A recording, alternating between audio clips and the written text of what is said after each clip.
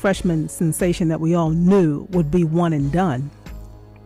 You know, the road to the NBA goes through Kentucky.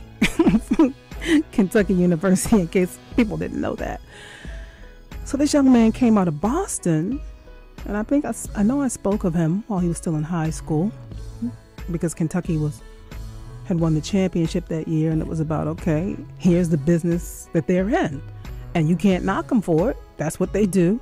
Players go there for that reason, just like in the SEC when you heard Sinclair and I talking about that some weeks ago, and how football players go to certain schools just because they know it's going to get them, or there's a likelihood that it's going to get them into the NBA.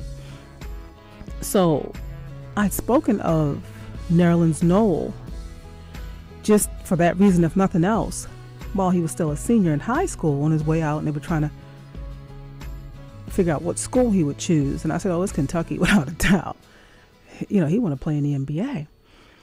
And the only thing about Nerlens is that he doesn't have a contract, so he ain't getting paid, and we don't know if this young man will bounce back. And what about his scholarship after all? I need to really do some research about that. Will the school allow him to keep his scholarship, or, you know, under what terms or conditions will he be able to keep his scholarship? Congratulations to Terrence Ross, the Rook up in Toronto, who did his thing last night in Houston. Won the dunk contest after he got over his jitters. He won that thing, as we say, and rightfully so. And but Jeremy Evans was a close second. The third-year Rook with Utah, I think. Because before that, and you need to call and tell me, the dunk contest really sucked before that. Hi, caller. Welcome to WHCR. You are?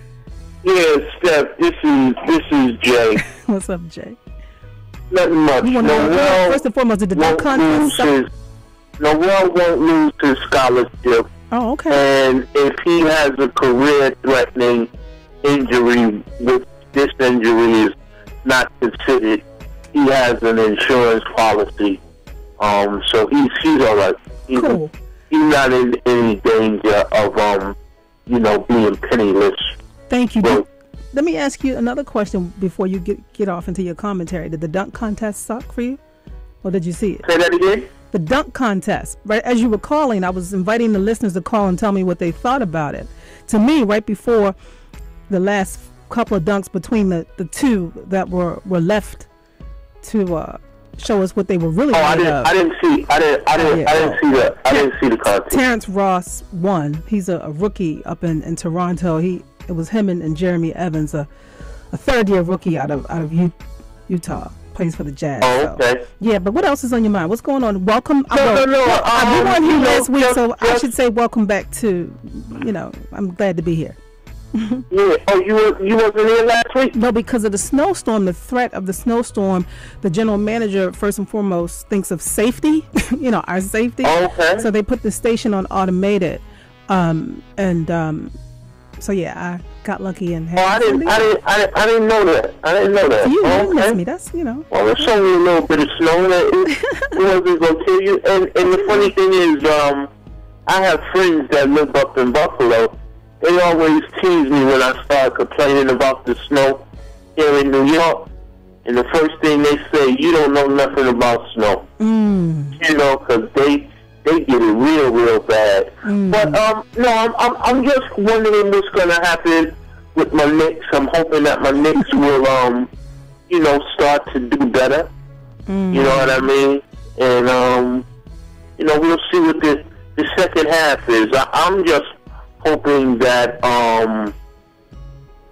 that Rashid comes back. You know what I mean? He could give us a couple of minutes. If he can give us a couple of minutes, I'll be very, very happy. But other than that, the fight last night, was a very good fight. Browner against this little guy Reeks. He he did his thing. He's always entertaining and enjoyable to watch. Cool. I didn't catch it, but I trust your word. I saw the replay of Marquez and Pacquiao the other day. Last weekend actually. Saturday night, Friday night, ESPN played it. I thought, no, Pacquiao didn't get punched in his face like that. I'm like, no, yes, he did. Yeah, well, you know, I think that Broner is going to be the next big thing in regards to entertainment as a fighter. I mean, he has a lot of, you know, pizzazz. You know, he's a little bit immature in certain ways, but he's extremely talented. And the one thing that he does well is he's an offensive fighter, and people like to see offensive fighter. His defensive style is similar to Floyd. He gets hit more than Floyd did in the early stages, but he's also more offensive than Floyd is. So I think he's going to be the next big thing if they can find fighters to match him up against, because you know, that's always the issue, is finding other equal talented fighters to make them just as appealing. You know, because remember, Floyd had Corrales and some others that were able to bring out the greatness in him. So it will be extremely interesting to see where he goes in regards to you know, being the boxer that he is. But I think he's going to be the next big thing. Well, it's nice to see somebody else get a chance, especially since first of all, it's hard to get that chance. It's just hard. Sometimes it just takes a long time because cats will hold those positions for a long time, no matter what. Let me just explain what I mean. Where the boxing game is really lacking luster right now. It's just, you know, it's not there. So maybe this is an opportunity to create the excitement and maybe bring the sport the hero that Don King keeps saying that it needs. So that's always good news. That's cool. I appreciate that. No, I don't think he'll be a hero, because his personality isn't that appealing to be a hero. But I mean, as far as talent wise, as a boxer, he's extremely appealing. So people will definitely enjoy him fighting if he can get the type of fight, you know, like let's say if there's someone out there that's Pacquiao to his Mayweather or someone of that nature. That's the disappointing thing today about fighting. If you look back to the old fighters, they always had much more talented opponents than this era that we have today. But another thing I wanted to touch on is this whole debate of LeBron James in regards to Michael Jordan. The thing that most people don't understand is that there's the evolution of talent in regards to basketball. You know, I truly believe, this is my personal feeling, that probably the greatest basketball player of all time would be Oscar Robertson. Now, I base that on from seeing Oscar, from speaking to elders who saw Oscar play, and, you know, just looking at the fundamentals of the game. You know, now what makes LeBron James great is his size and his ability to do the things that he does. But remember, I don't think a lot of people know this, Oscar Robertson, for a period of time, averaged a triple-double, which is extremely hard to do for 4 consecutive years almost, which is absolutely unheard of. Magic Johnson couldn't do that. LeBron couldn't do that. I don't think any player in the modern era today would be able to do that. So it just goes to show the talent level of today's basketball players compared to the old players who, to me, were much, much more fundamentally sound than the players are today. You know? So, I mean, we really have to start questioning how we compare players based on, you know, errors and, you know, what they have done in the past and what's being done now in the present. Yes, LeBron is a great player, but I ain't gonna say LeBron is the greatest player of all time. To me, it would be Oscar Robertson. And on that note, I'm gonna wrap you up. I appreciate that. As always, it's a pleasure and a joy to listen to you on a Sunday. Oh man, be good, Steph. Thank you. Love you. Couldn't do it without you. And you, and you, and you. 212-650-6903. Let me just go back to a couple of things before I move on. As Jay, a very loyal WHCR listener, commented, you know, just a couple of things he mentioned. Okay. LeBron James is cool with me. All right? I ain't got no real complaints. And definitely not going to sit here and tell you nothing on a personal level as far as how I feel about this young man. Like I said, he cool. So I'm not a hater. I just don't think he is as fierce and heartless as you need to be. And I haven't, and what I can remember of Jordan and whoever else came after Jordan, I haven't seen anybody with that type of fearlessness and as heartless as Jordan was, other than maybe Kobe for sure, but who else? I mean, if you hear, or if you've heard Magic Johnson talk about how Jordan would roll into town and take the team out to dinner either before or after he would beat them, and Magic said he wouldn't do it, let him do it to him. Hi caller, welcome to WHCR. You are? John Black. Hi John Black. Okay, where you from, John Black? Harlem. Hi, what's going on? And I was at the WHCR party the other night. It was very good turnout. I mean, very good party. Nice, the Valentine's Day party. So you came in there and I didn't meet you and I was working the door? That was you? You had the white sweatpants on, the white something? No, I had a white top, black bottom, white top, yeah. With something on your head? My hat, because I was working the door and I was standing right there. You know. Yeah, you gave me a red band. Yeah, okay, yeah. Right, the wristband, it doubles as a hard flash drive. Oh, I didn't know that was you. Wow. Well, see, that's why you have to say hello. And I usually kick it with people for a quick minute, so I don't know how you got past me. Yeah, that's deep. Okay. Well, good party. I thought it could have been a few more people, but I mean, it's all good. Y'all keep doing it though. Yeah, we have pretty good parties, and you know, it's Thursday night, it's Valentine's Day. We're competing. Yes. We're competing with love. True. That's a heavy night for love. Night. So for I know that was you though. I'm happy for all the people that showed up. Yeah, man. See, you never know, right? So what's going on, John? My comment, I did see the dunking contest. I missed the three-pointer because I was in transit. Suck or what until the last few dunks?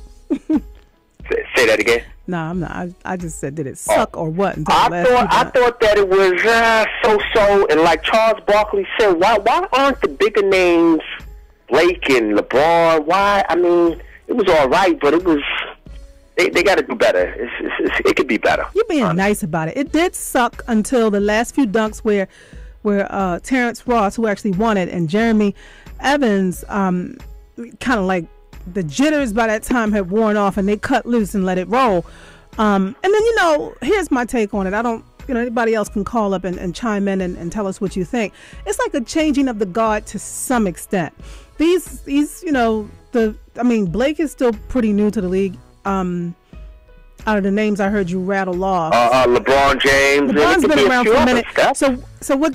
Maybe it was a test to try out sort of the changing of the guard, to give some of these new faces of the NBA a chance. You know what I mean? To show what they can do and to sort of ingratiate themselves. You know what I mean? But like Charles Barkley said back in the days, Dr. J, Michael Jordan, Dominique, they did the dunking contest more than one time. But I'm just trying to explain to you what I think. True. I'm just like, yeah, I'm tired of these guys. I mean, they're missing. They're doing 5, 6 dunks.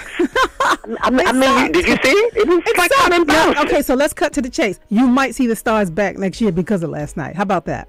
And then that's the easy. Okay, let's just cut to the chase. You might see the Stars back because, and then our New York Knicks, what is his name? White. He missed his dunk.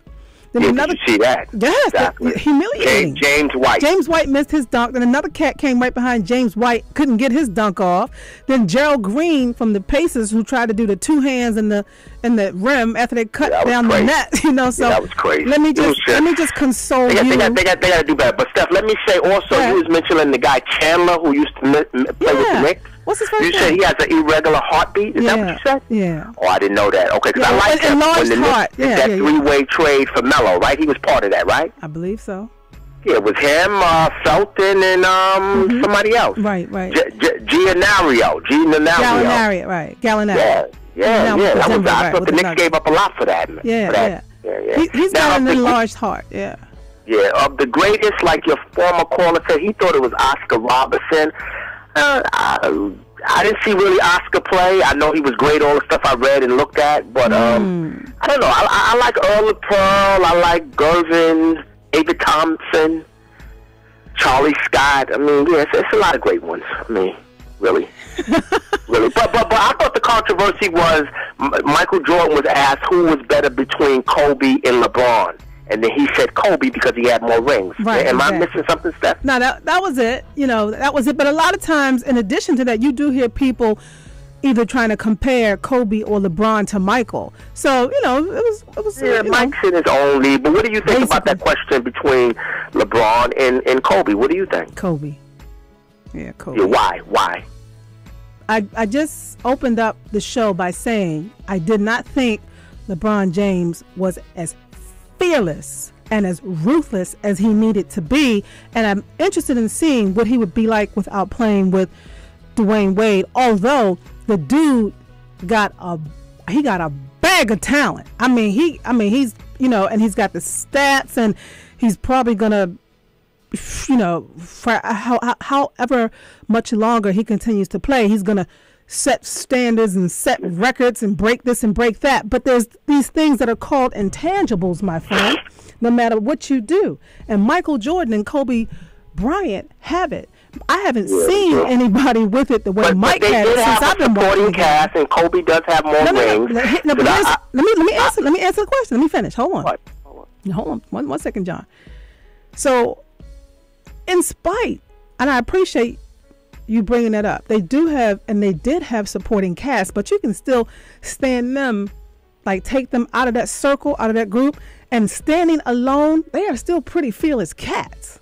And I just don't. I mean, that's the thing. And Mike's, as Jay said, just in a class by himself. Let LeBron develop and create the class. He's going to develop, but he had a hell of a cast with Scotty and the rebounding king and Paxton and. I don't care, man. He had a hell of a cast. And we're not even talking about Kobe. I'm talking about his attitude, man. I'm talking about his attitude. I'm talking about his attitude. I'm talking about the kind of cat he because I heard an announcer on Kiss say because Mike said Kobe had more rings, hands down, he was better. So he thought that wasn't a good He kept it simple. Mike kept it simple. Yeah, I mean, he's got right. You can see the interviews tonight, I think, or tomorrow. I think with Ahmad Rashad, so maybe you'll hear more. But he kept it simple, and all you got was like a snippet, a little soundbite. Yeah. Unless you watch it tomorrow and there's more to be revealed. But I mean, I can't speak about too many people before Michael Jordan, and I can tell you from what I remember of Michael Jordan, and I can look at these cats today, and I'm saying this dude was just he was just fearless, like ruthless. Yeah, along with the talent. Yeah, to me, you got a cat like LeBron James that's got, he got boatloads of talent. He can give me some, he can give you some, he can share with the rest of his team and the city of Cleveland and still have enough talent. But the fearlessness is what I'm talking about, the ruthlessness that you need. Like, he needs to be able to stand alone and be viewed that way. And he doesn't have that. Yeah, not yet. That's what is he, 6 years in the league stuff? Something like that. 6, 7, more than that. What? One ring. More than that. So he got time. So I would prefer he create his own little legacy or whatever you want to call it and just leave Jordans alone. But I know this is sports and this is what people do, and I welcome it. People compare. Yeah, but he didn't say anything, right? That was people asking him, right? People were just asking him. They were just asking him, so he just responded. And you're going to always hear that argument. You've heard it for years before LeBron came on the scene about Kobe Bryant. Is he the next Jordan? We love what Jordan gave us so much. For people who really love the game, who love sports, who love the game of basketball, that we just needed. Magic, though. Well, I'm speaking of Jordan. I'm not talking about Magic. I'm just speaking from Jordan. But I'm saying of what he did for the game, too, and that supporting cast he had at L.A. It was incredible who he had around him. Brody and Kareem and all of them, and Norm Nixon and Byron Scott. It's incredible. I totally wholeheartedly agree. We love what we got from Jordan to the point where we just couldn't get enough, and we just wanted it to continue. And that's a pretty much it's a human thing. You can find that not just about sports and Kobe Bryant and Michael Jordan. So I figured Jordan's in a class by himself. I'm gonna leave him there. I'm gonna leave him there, and Kobe is creating his own little legacy, and then LeBron's gonna do the same thing. Hi, caller number 2. Welcome to WHCR. You are? Yeah, let's caller number 1 stay on the line and get a lesson. Brother Smiley? Absolutely, Steph. How are you? I'm good. Nice to hear from you. Go for it. Let's school him. Well, I didn't call you for who was going to win the championship, but people who know about Baltimore had no doubt, so stop playing. All right, anyway, Wilt Chamberlain, please, Jay, please, you other aficionados, Wilt Chamberlain, check the records. What are you talking about?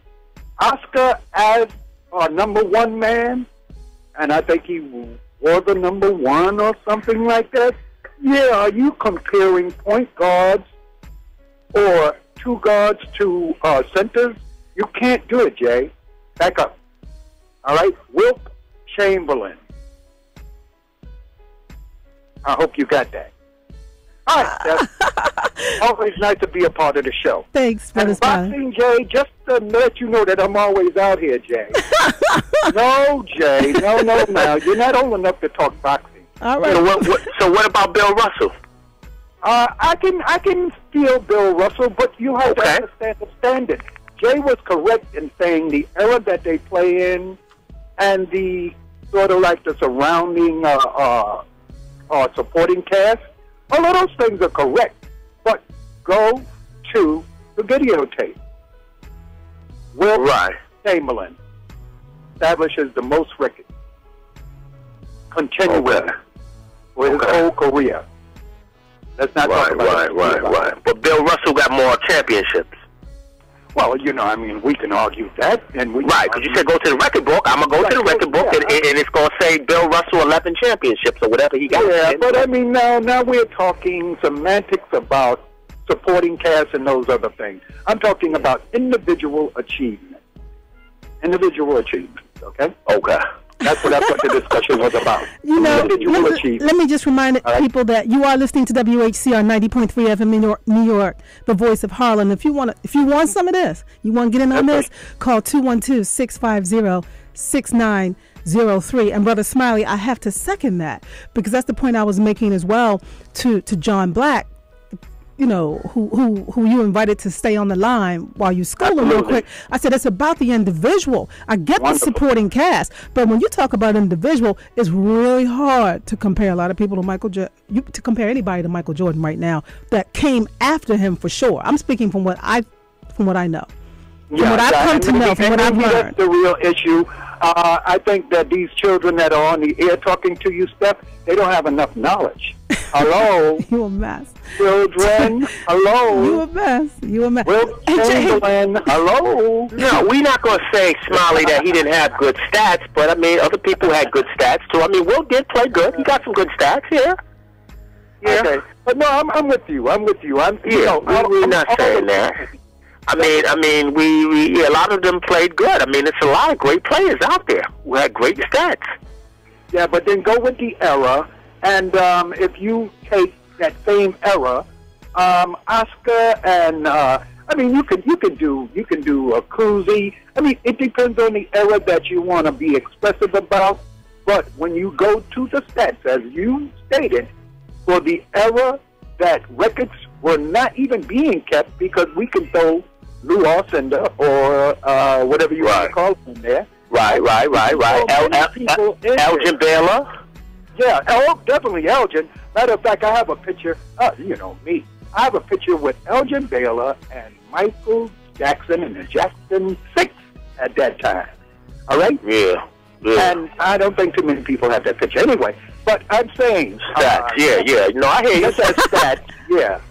You know what? Google it. You know, don't let me be a big mouth. Google it. No. I agree. It's just that LA always had a hard time beating Boston for whatever reason, and they always had a very good team. Oh, wait a minute. They could never beat Boston. Can I pause? Hello, Magic. Can I pause both of you, the young one and the older one, before I let you go? When you mentioned Boston, please be as honest with me as you think you can be at this moment. Was it too much Rondo?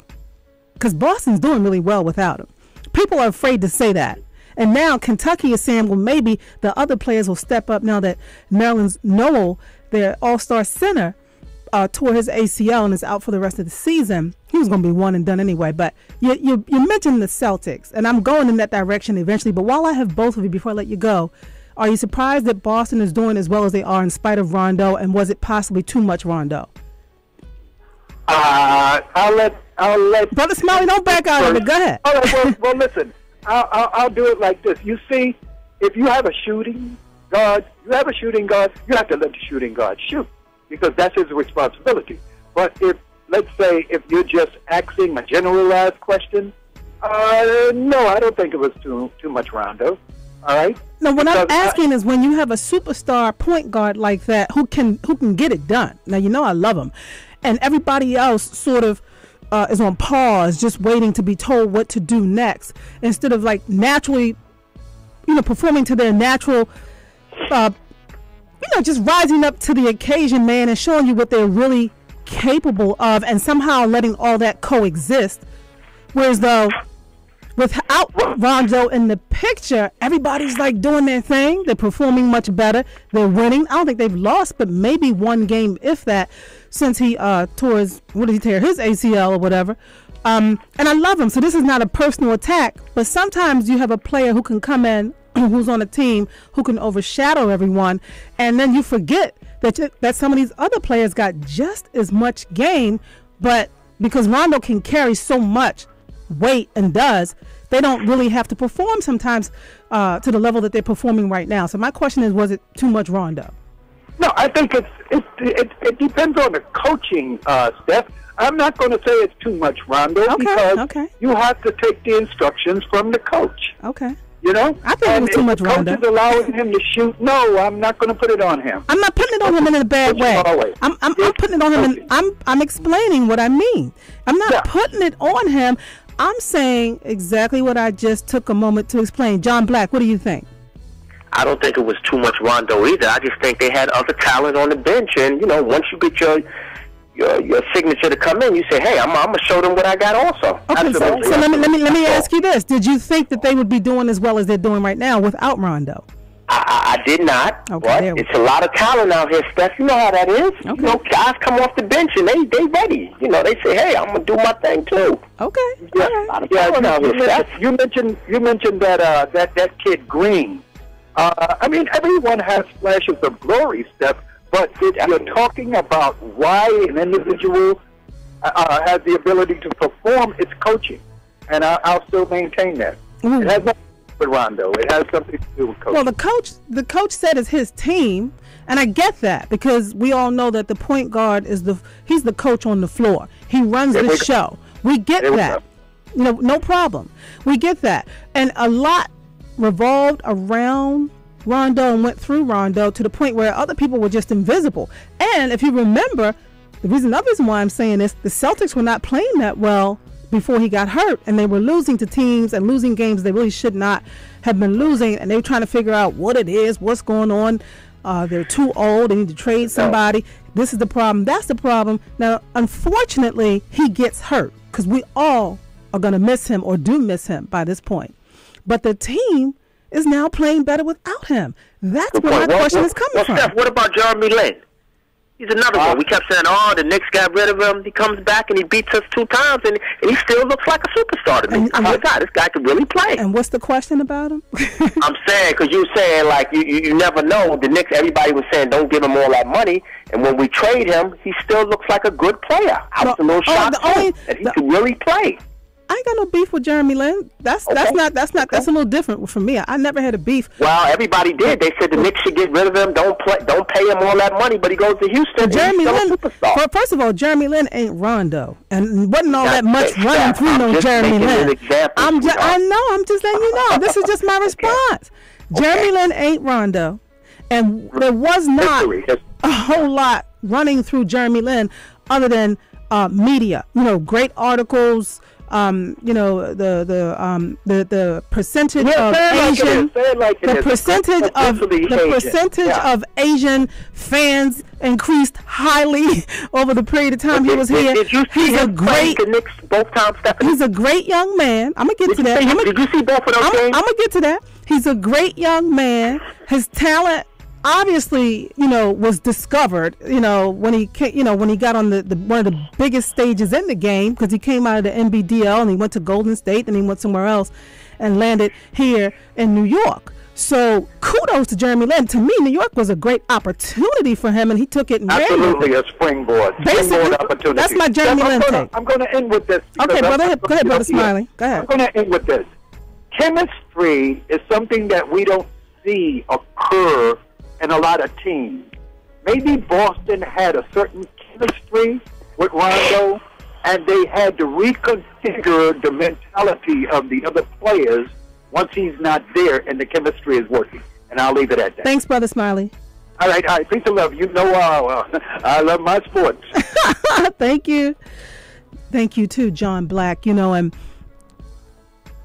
yes, Jeremy Lin has come in, and he's made hopefully maybe somewhere deep down inside. He's a very humble young man, so he will never come out and say this.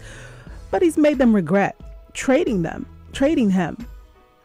And at the same time, Raymond Felton, the point guard that they brought back, that they traded, then they brought him back, is nothing to sneeze at. So all I'm saying is let's get ready to do the second half, get it together, tighten it up, make a really, really, really, really, really good playoff run, and go on about your business. But don't be surprised if you see Jeremy Lin and who is it? My man James Harden, his sidekick over there, down there in Houston. As we wind down the postseason, I don't know. I don't have any stats in front of me, and I can't really think off the top of my head if that train, if that journey, if that trip goes through Houston, or if Houston's got to come through New York for it. But in any case, congratulations to Jeremy Lin, who took advantage of a great opportunity that came his way by being able to showcase his talents as a New York Knick. And as you heard, our loyal listeners remind you, it was something that he was able to use as a springboard. And don't forget, tonight at 8 o'clock, you can catch all these cats in action. Everybody gonna get a chance to touch the ball, to pat the rock, because that's what the fans want to see. That's the problem with the dunk contest, and that's probably why you're gonna see, or that's the problem as far as what happened with the dunk contest is concerned. People want to see the stars. They want to be oohing and ahhing and wooed and wowed and oh my God, did you see that? Oh my God. And you didn't really have a whole lot of that last night. It was somewhat of a disappointment. But these are young players who I'm quite sure were more than nervous, who at the same time may not have even been in a dunk contest as far as their skill set is concerned. But I guess the NBA had to choose somebody to participate, and for whatever reasons, changing of the guard, let's try out some of these new cats and see if it works so we can see what we're working with, instead of just going back to this, to the stars, the superstars, the ones who what to expect what from. But that's who people are paying to see, folks. So next year, don't be surprised if you see Blake Griffin and whomever else in a dunk contest.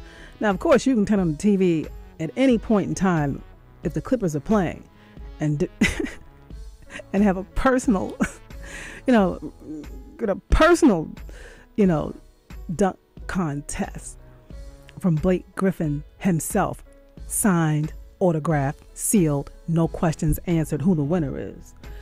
And because you at home going, oh no, he didn't do that. Yes, he did. 212-650-6903. It's Channing Frye is the player that I was talking about, who has the irregular, he's got an enlarged heart. As I was speaking of injuries and, Nerlens Noel, the latest in a long list of athletes to get injured. We don't know if he's coming back. The Kentucky freshman, with a number of block shots this year, more than enough, an impressive number of block shots this year, and who would have been one and done. And then, of course, I thought of Channing Frye and, Rondo and RG3. And so many people have gotten hurt this year, and it seems to be the same type of injury. And then, of course, Baltimore's very own Ray Lewis bouncing back from what was supposed to be a season-ending career, and he was on his way out, apparently set to retire. So there was not a question as to whether or not Ray Lewis would have made his way back, because I believe he was going out either way this year, 37 years old, and he done what he was called to do. And while I'm on the subject, congratulations to the Baltimore Ravens and the city of Baltimore and the people of Baltimore, because we all want a reason, man, to brag, to stick our chest out and say how you like me now. It's our culture. Please don't get this twisted. Even if you are not born and raised in this country, but you've been here long enough, Americans love to win. They love to be number one. They love to brag. They love sports, and they speak through sports 9 times out of 10 when they're saying, hey, look at us, we're Americans. Have you not seen X, Y, and Z? We won this, we've got that. Hi, Carla. Welcome to WHCR. You are? My sister. How you doing, sis? Hey, how you doing? Who's this? Come on now. Miss B-Mall, you know me? Come on, that's nothing. I'm sorry. Remind me? Huh? Steve. Hi. Oh, okay. Yeah. Hey, Steve. Yeah, come on now. I'm sorry, Steve. I'm sorry. See, I wasn't here last Sunday, so I'm, my memory was a little short. But I'm up to par now. I'm quick. I'm quick to rebound. I'm quick. What's up? What's going on, Steve? No, but I think Brother Smalley, right. I think he made some real salient points in that chemistry, it plays a big part too. And that's usually coming from, it's the coach recognizing certain chemistry, certain combinations that put them on the floor at the same time. And then don't forget you got the 2 veterans there. And what's his name? KG and Paul Pierce? Yeah, that's a big help too, because they're like coaches out there. Okay. So, you can't go wrong when you got that kind of hookup also. These guys look up to them. Yeah. But I believe Rondo was really the voice of the team. Huh? I believe Rondo was really the voice of the Celtics. And I think the tone or the atmosphere or the chemistry revolved around his personality. So I don't know if it was working for them or if it was working against them, and whatever it was that they were trying to implement, because with Ray Allen leaving and them having to rethink everything and how do we want to approach this now and how do we want to do X, Y, and Z. I don't know if it was working for them as well as they wanted it to. And unfortunately, it took Rondo getting injured and being out of the picture for us to see a whole nother side of things. Yeah. That's the point I'm making when I say, was it too much Rondo? And so what do you think Danny Ainge is thinking right now? I mean, he don't, I want to say he don't really care because he's been known to want to try to trade players like Rondo, as well as the rumors you've heard about KG recently. Let's just say he's more of a businessman than, he's not a player's manager, possibly. More to be revealed as far as that's concerned. What else you got for me? Well, no, but you're going to get a whole bunch of, actually get a whole plethora of, different things around the we call it break, the All-Star break, So you can't believe everything. I did some managers, some general managers just throw stuff against the wall. Absolutely. Absolutely. It comes back. Absolutely. Seriously. Absolutely. Yeah, let's throw a couple ideas right here, yo. Call the media up. Absolutely. You know what I'm saying? Yeah. Because this is going on for years. They do this, and nothing happens. Let me throw something else out there while I have you before I wrap up this conversation. Do you believe, as a result of Nerlens Noel's injury, that they need to go back, to reverse things and let players go directly into the NBA instead of having to go to college, so that they can have some type of security in case a situation like this was to happen, which did happen, unfortunately, to Nerl, the Kentucky center who tore his ACL, and we don't know the future of his, basketball life or career. Oh, so you mean because you got to do 1 year, right? Well, yeah, he was going to be one and done. He was supposed, predicted as being the top draft pick for 2013. Yeah. So should the NBA change that rule and go back to letting, Well, here's the problem. The NBA, I hate to say it, but I have to. They're like a slave system now, because when you think about it, no, the sports require you to really, football maybe, but to go to college in order to get into the pros. You don't have to do it in baseball. You ain't got to do it in tennis. You ain't got to do it in golf. Right? And that's because you got some guys that decide, you know what? I'm not going to let your feet off me in the college level. I'm going straight to the pros, and I have the required skills to do so. And so, what's his name? Stern, because Stern works for the owners.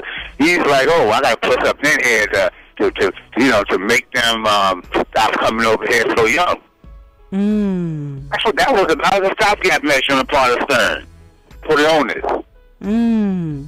But you know that, right? I get that, and I've heard you loud and clear, but just like this, the simple answer is what? They just, the kid, they don't want them coming there that young. They don't like what they're seeing in players nowadays. Some of these players are not as well groomed as maybe once upon a time. They're not ready fundamentally. It's going to hurt the game. At the end of the day, what are they really saying as far as why they did that? No. In your opinion? Those are unique rationales that we like to utilize. However, it was getting to a point where these guys were saying, you know what? I'm not playing. I'm out of here. I'm not playing another year in this college thing. I ain't going to get paid. Right. Okay. I'm going straight to them, jumping straight to the NBA like that guy did. What's the name? The one person from Milwaukee. He went over to Europe first. Yeah. Yeah. Okay. And I don't blame him. I mean, because look, the NCAA, so-called March Madness coming up. Right. I'm gonna show you the madness. The madness is you're making millions of dollars. You're not paying the stars of this performance any time. Brandon Jennings. Okay. In the capitalist system, that's really the madness. You're talking about Brandon Jennings. Okay. Right. You see what I'm saying, sis? Talk about March Madness, all the hype and all this. No. The madness is all these colleges and all these, conferences, making cool gobs, mad dollars, and these young people ain't getting a dime. Right. Exactly. Right. At least not, old for the tape. I mean, you got athletes robbing other student athletes, unfortunately. One of the football, I don't know if it was Alabama, down three of the players. Actually, I don't know, he's robbed a couple of other student athletes, took somebody's credit card and used it. And something. So yeah. I mean, I have heard stories, and we've talked about it, and I'm quite sure all of the listeners out there have heard stories of how poor a lot of these athletes really are. And I'm not talking about the neighborhoods they come from. I'm talking about once they get on campus, they ain't got no money. They broke. So other than what people will slip them and hand them that they can actually get away with, and maybe some of the athletes get frustrated. I'm not saying that is justification for the latest case or 3 cases that we heard about. 1 case including 3 different football players down in Alabama, I believe. But I don't know. But definitely, it's kind of difficult for me to being the basketball purist that I am, and I still, by the way, I teach. I'm an excellent teacher of the art of shooting. By the way, I've been blessed with that. Oh, really? You said KD got by you, huh? Huh? You said KD got by you. Who? Kevin Durant. He managed to get by you. That's the joke. Like you could have taught him what he knows. You're that good. Oh yeah, definitely. No question about it. I'm trying to figure a way to market this. Maybe you can help me with that. Another dynamic. No, seriously. I mean, I'm good at it. Anyway, and the young ladies get it quicker. The principles of shooting better than the guys do. Put that out there right now. It's really, it's weird how that happens. But me being the basketball purist that I am, I get some naivety on my part. I'll admit to that. But there's another part of this. I mean, the people, this money situation here. See, back in the day, a lot of people didn't know about the money that was made. They were naive to the money that was being made. But with all this information you got now, people know exactly what, like for example, Izzo out there in, what is that, Michigan State. That boy's doing 300, was it? No, he's doing $3 million being a coach in college. You see what I'm saying? These ball players know that. But back in the day, the ball players didn't know. Oh, really? I might get a chance to get into the NBA. But they know what these guys are making now. And, some of them will speak on it. Okay. Before I let you go, Billy Hunter was fired. I heard about that, yeah. What are your thoughts? And for folks that don't know who Billy Hunter was, and still is, he's alive and well, he's just no longer the National Basketball Players Association's representative. And he's Harlem's very own Billy Hunter, because their office was right up here.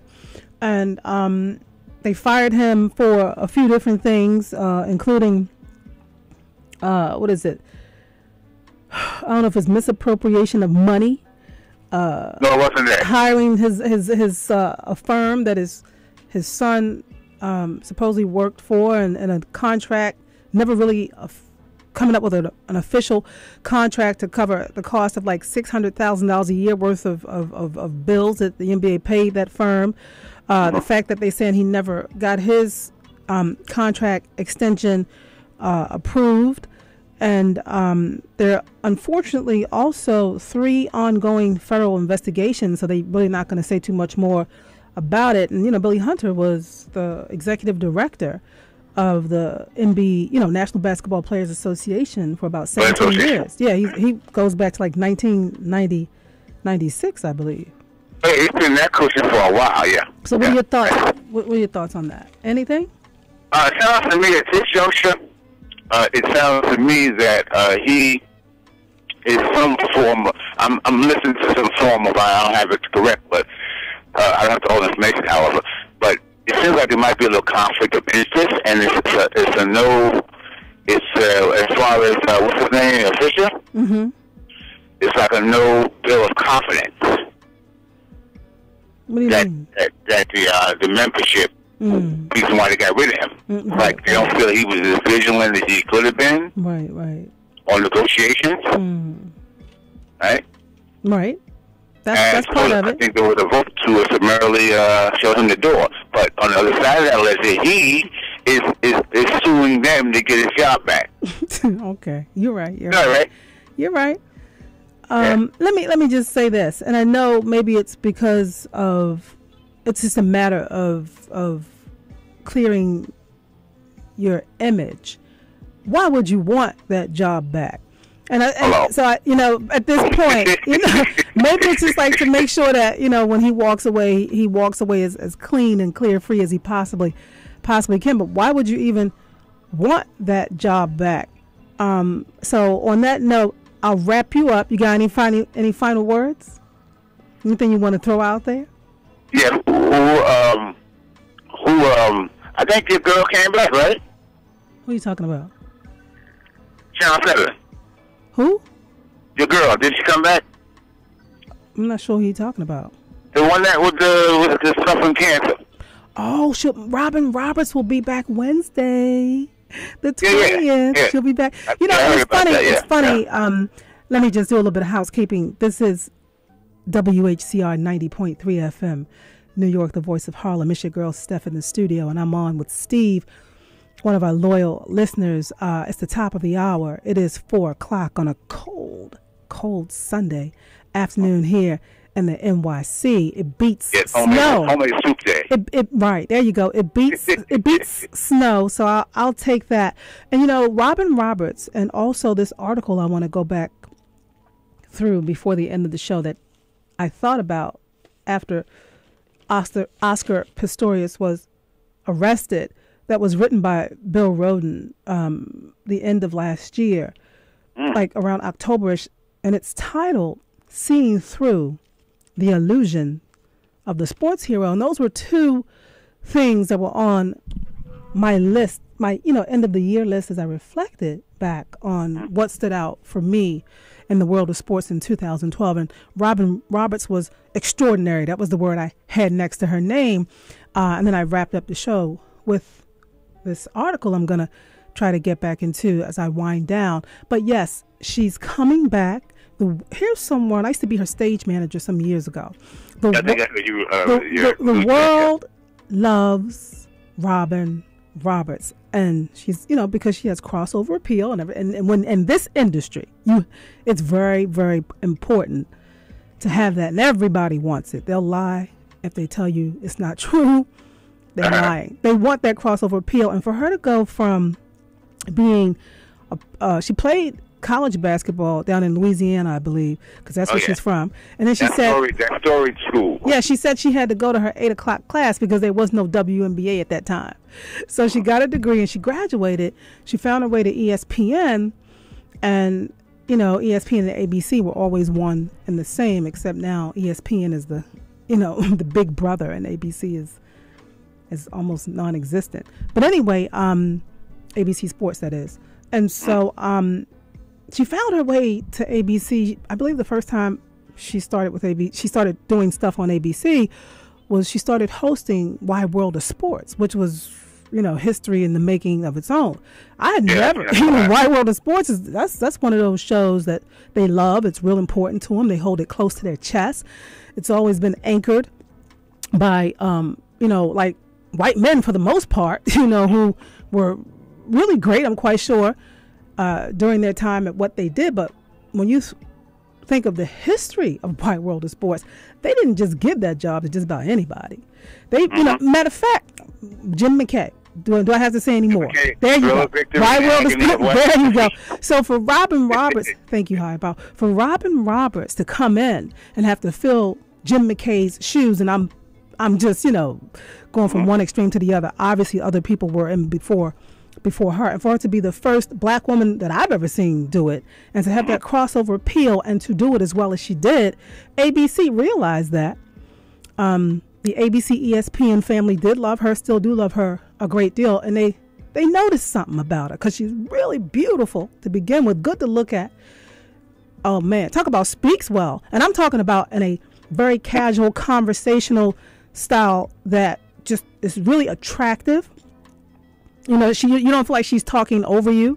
You don't feel like she's talking down to you. She's just got the complete package. So then they decide, well, we need a new host on GMA, right? It's time to figure out what to do about this show. And again, Good Morning America, a signature morning show that's always had, for the most part, a face that America would accept and could come to love, a face that America would appeal to. So they had to be careful. There was one other black woman, I can't remember her name right now, who was there for a minute. But here comes Robin Roberts. The only other person of color that was on that show that did really well was the weatherman. Oh God, what's his name? He was really good and lasted a while. And then here comes Robin Roberts, and she just champion. No, it was another guy who was black. Can't think of his name right now. Here comes Robin Roberts, and she knocks it out the park for all the reasons I just said, and so many more. Also appeal. Yeah, and unfortunately, so you grow to love her. Wow, and then they see what they've got. ABC knew exactly what they had. It didn't take long. Wow, and people loved her, and this, that, and the other, and there's no doubt she was doing a great job, and then she gets sick. But I'm so happy that she's coming back. And as I was saying to my neighbor yesterday, Robin Roberts told me years ago when she started she was the one who got me stage managing, started me stage managing with ESPN, because I had my day job at ABC Sports, but I would always freelance on the side because I wanted to know and learn more about the world of freelance. What was it? Was this something I might be interested in after all? And I love the fact that, you didn't have to get up and go into an office every day. You got up and you went to a location.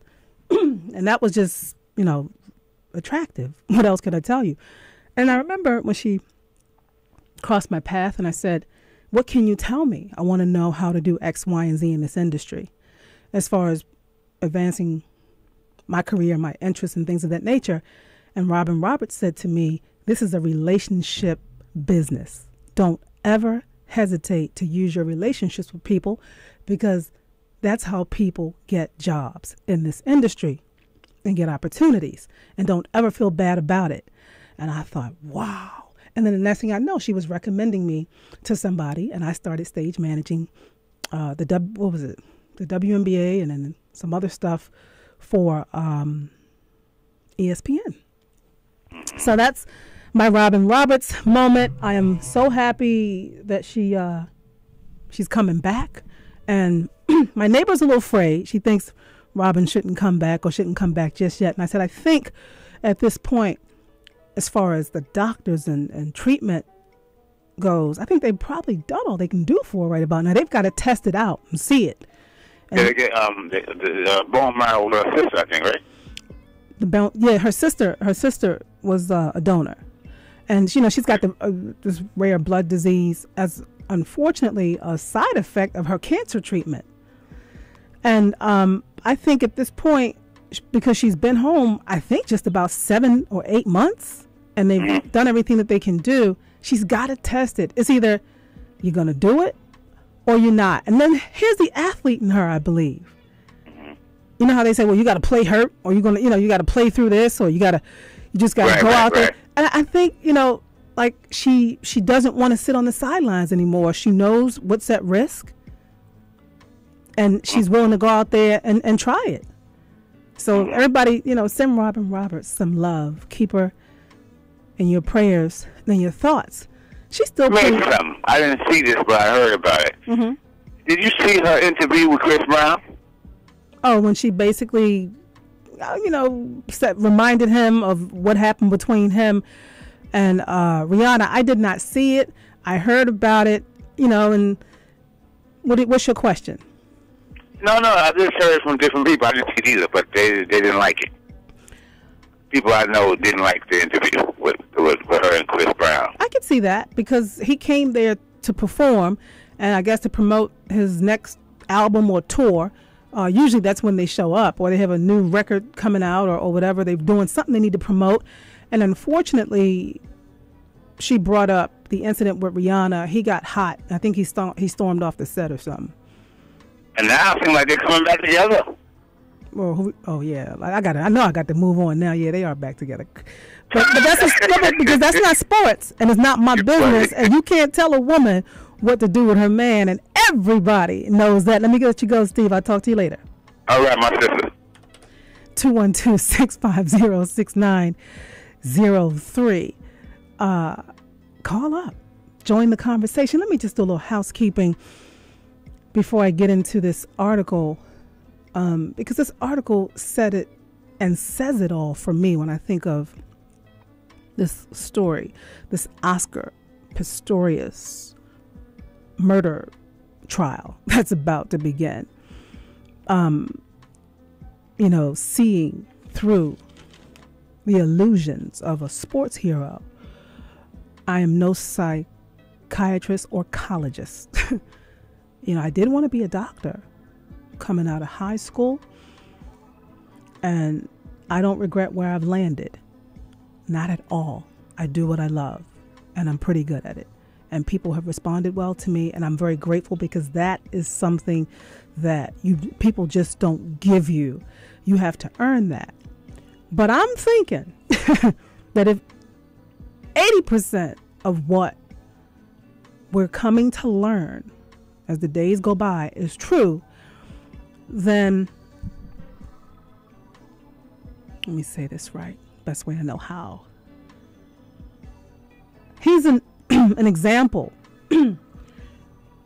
of the flip side, the real dark side of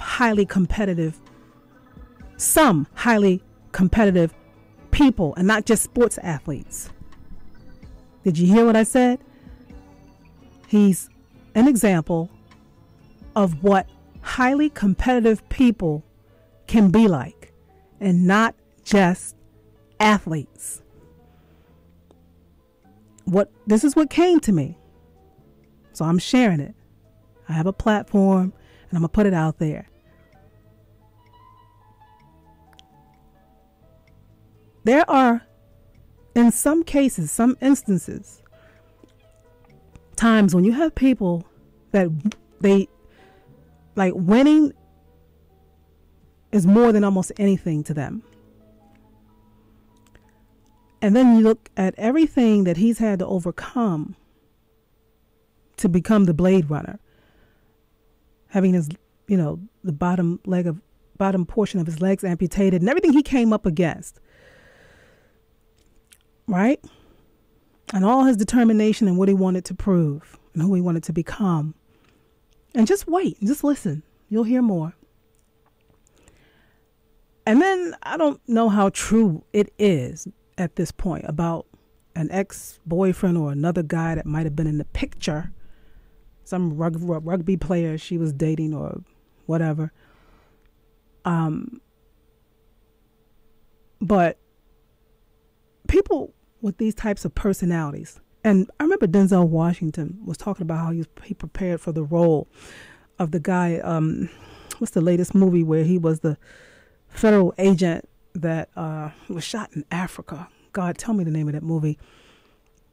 Like a sociopath. He was talking about how he had to do his research and like learn about sociopaths and go into the mind of a sociopath. And I'm just telling you, these are the things that came to me as I was listening to this story, and my stomach was turning. And I said, wow, could this be his darker side? And I just started, just going down the list in my mind, just little characteristics and this and that and the other. So more to be revealed. That's the best way I can say that right now. More to be revealed. you know someone who it has to be their way. They can't stand to lose. Any of us can snap on any given day. You can push us too far. That's not what I'm talking about. You got some of the sweetest people out there, could probably, do some of the most unbelievable crimes that, and you go, what? Not him. So I'm not talking about that. Oh, they must have snapped. I'm not talking about that.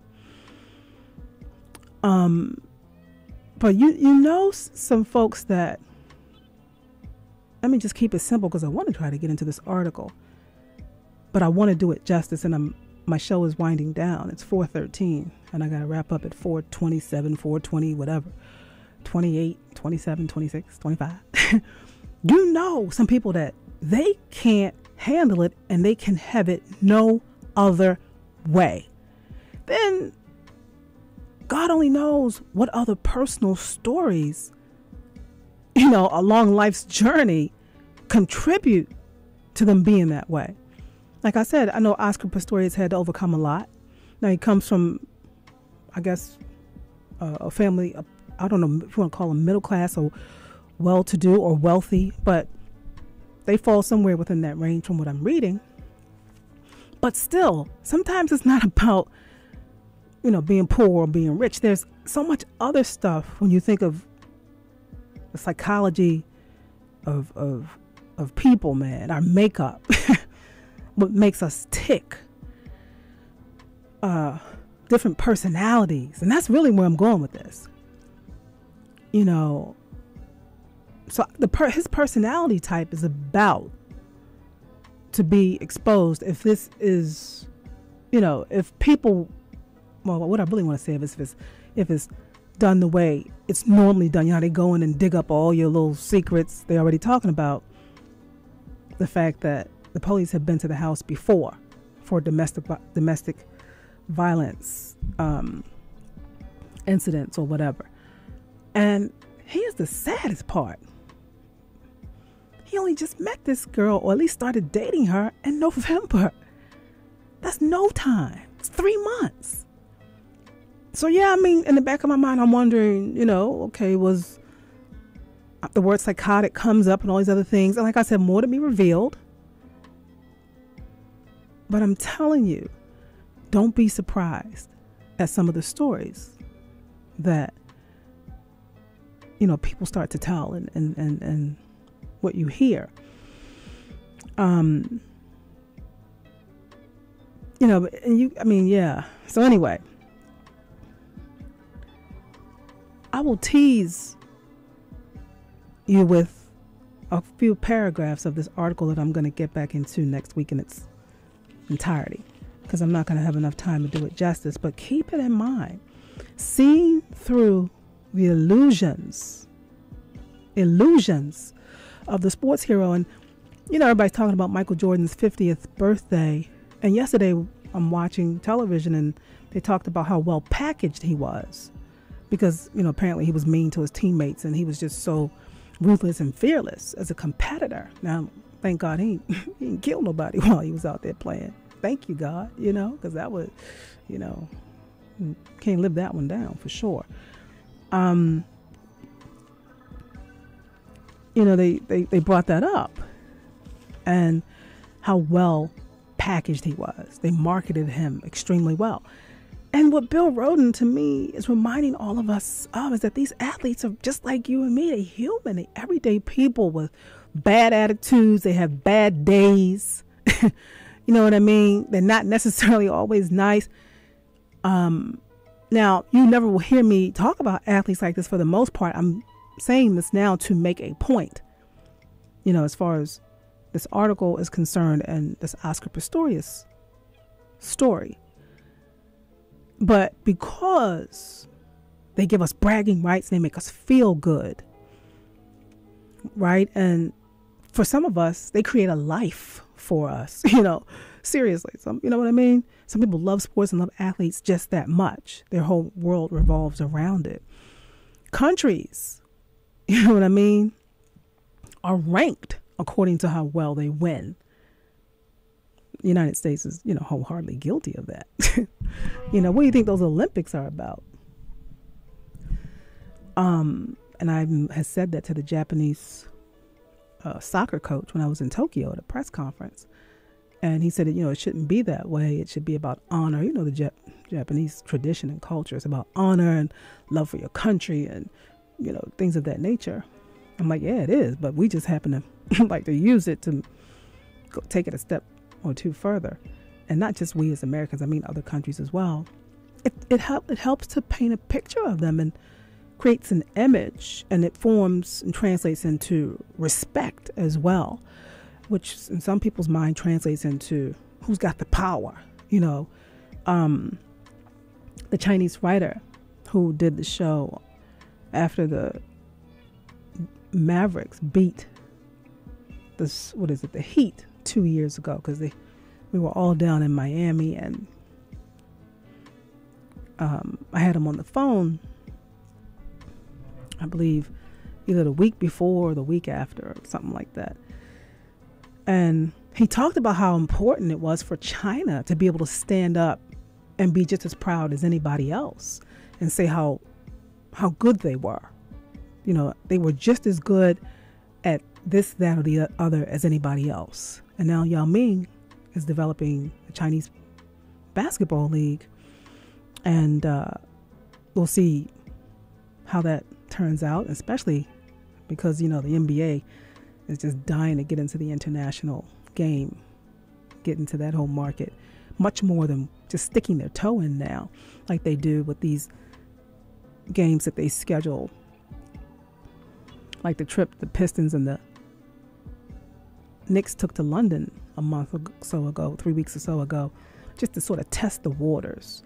And I think the Nets at some point took a trip as well over this past season or so.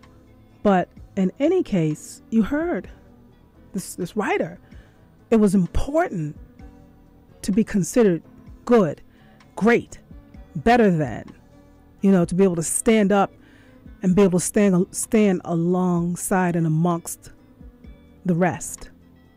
That little panel of people or countries who can say, we're this and we're that, and we've done this, and we're the first that, and our history is X, Y, and Z.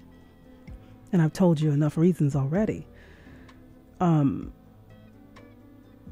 So kudos to Harlem's very own William C. Rhoden, author of $40 Million Slaves. And he's a former athlete himself, played football down at Morgan State. He's been a journalist with the New York Times and he's been in this business for 30 years easily.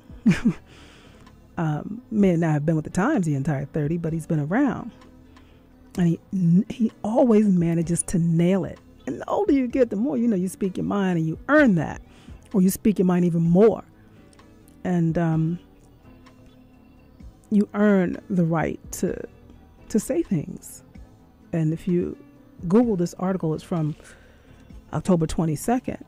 I'm not going to get through all of it today. You'll see exactly what I'm talking about. And you've heard him on the show several times. So here we go. I'll just give you a little taste of it. That wise basketball philosopher, Charles Barkley, once declared, "I am not a role model." A star with the Phoenix Suns at the time, Barkley was lambasted by a large portion of the news media who insisted that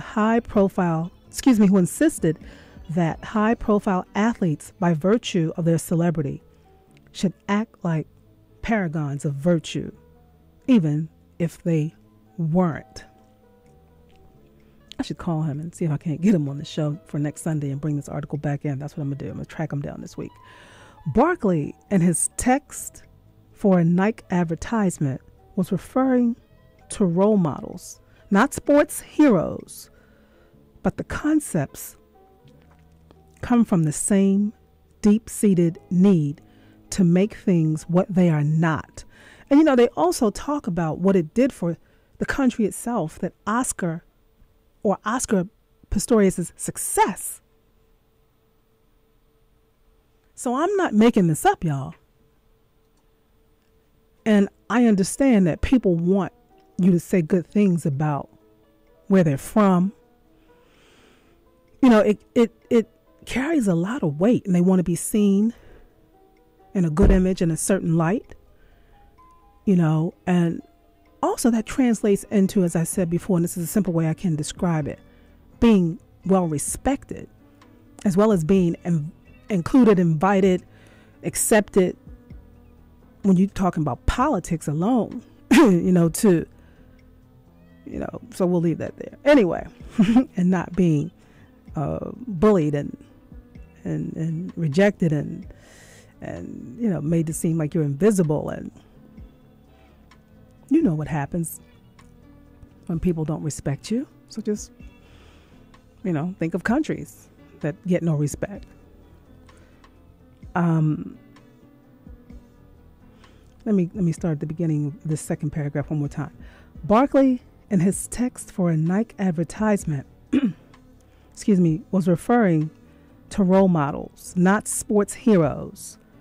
But the concepts come from the same deep-seated need to make things seem what they are not. We crave illusion, and athletes have historically been vessels of our self-deception.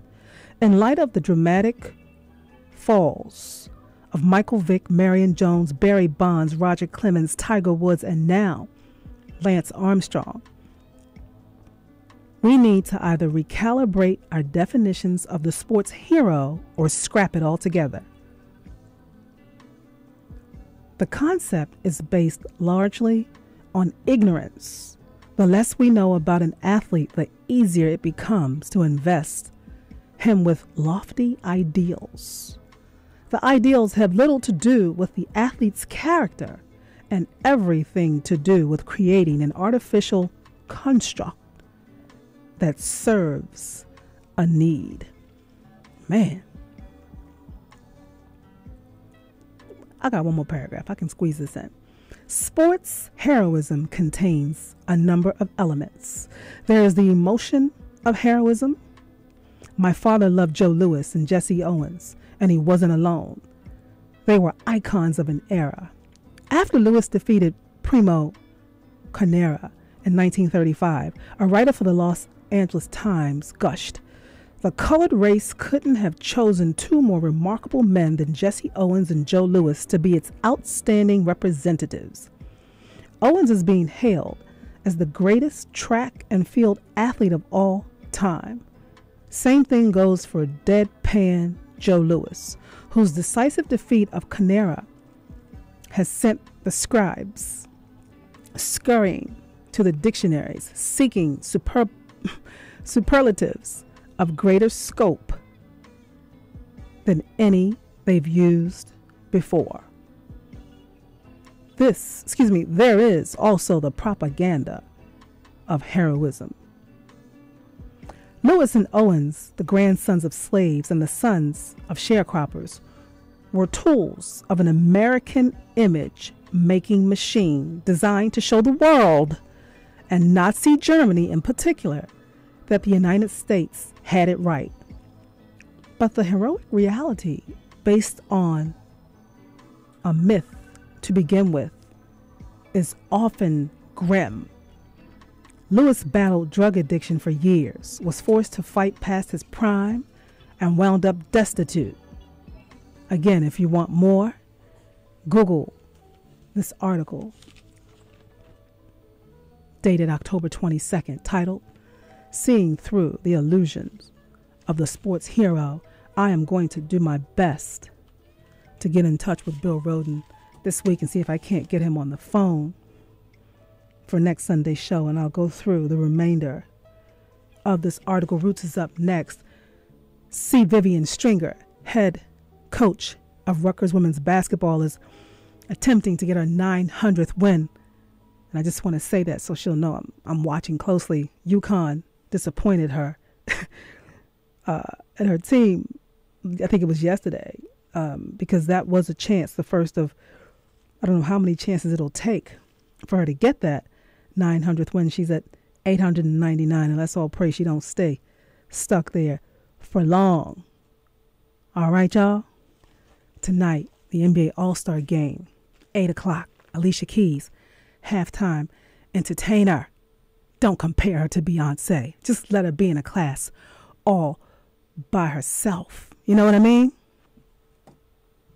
I'll see you next week.